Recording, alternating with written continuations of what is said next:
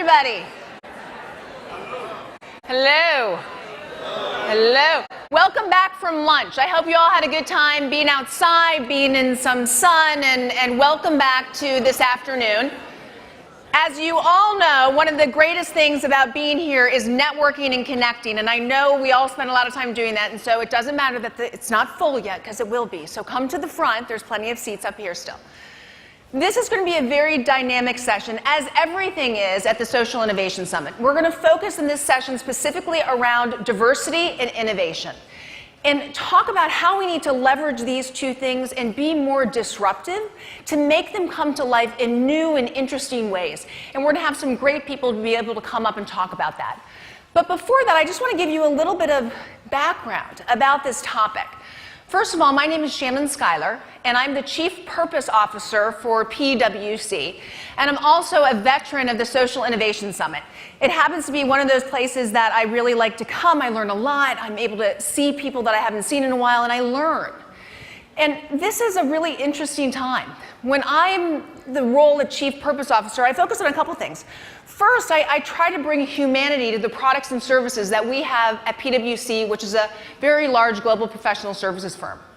Second, as the Chief Purpose Officer, we look to say, within our purpose statement, to build trust in society and solve important problems, what are the social issues that we can also solve for? And certainly one of those, and one that's so significant, is diversity and inclusion. You know, to be honest, we are at a very interesting time, as we all can tell from just looking and hearing what happens in the news on a daily basis. There is a great misalignment between what business and economy is doing and what's happening in society. We know as confidence continues to go down, as trust goes down, we also have inequality and inequity that's going up.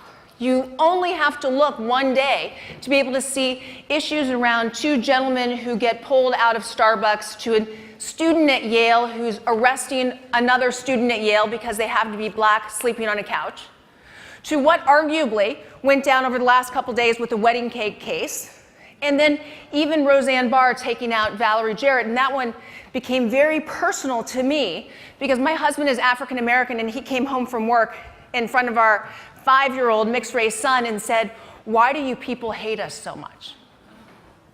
That's tough. That's tough to hear from the people that you love so much. And when you think about it, it is crazy. There's 19.6 million African Americans who are in our workforce, and there are 3 African American CEOs that are in the Fortune 500. 47% of women make up our workforce. There's less than 5% of female CEOs in the Fortune 500. What's happening? But it's not all about the stats. They're important, but this is about culture.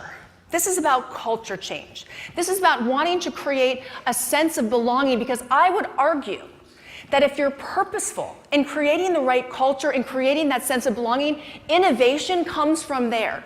Innovation comes from a point when your people believe that they can transform, they believe they can be themselves and find different solutions to different problems.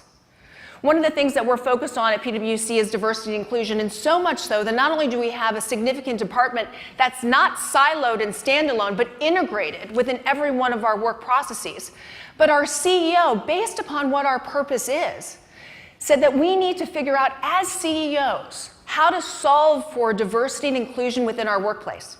So he reached out to our direct competitors and other CEOs saying, "Will you sign a pledge with me? Will you pledge that not just within your HR departments or your diversity departments, but you yourself will commit to changing the optics and changing the complement of your workforce?"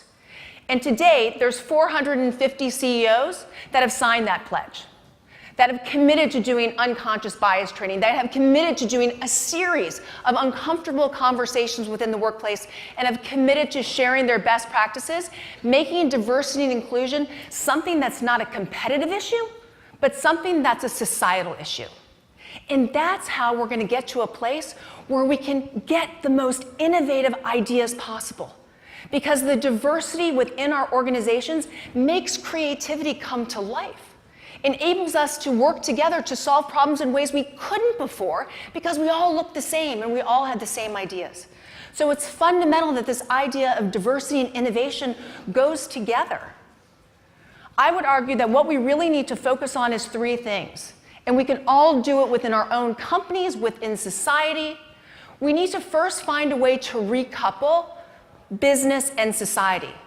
These two things are at odds with one another, and we have to be able to find ways to bring them together and to solve these issues together. Second, we have to really work to engage each other, engage the people in our organizations, engage the people in our communities to have a voice, that they're a part of this. They're a vital part of moving things forward and building momentum. And that lastly, and this is really where we ended with the last speaker before we left for lunch, we have to have narratives. This is about storytelling. This is about how can we create messaging by real stories to let people realize what really is happening, how it's impacting people emotionally, how it's challenging their success, their progress, the hope that they have. And I want us to be able to think about those things as we go through this session and really focus on different narratives that we will be hearing. So we're going to start this session off with three phenomenal women, who I will have come up in a second. This session is going to focus specifically on how to create and how to sustain an inclusive culture within the tech industry. Allison Holmes from the Annenberg Foundation, with Eva Ho from Fika Ventures, and Valerie Williams from Stripes. Ladies.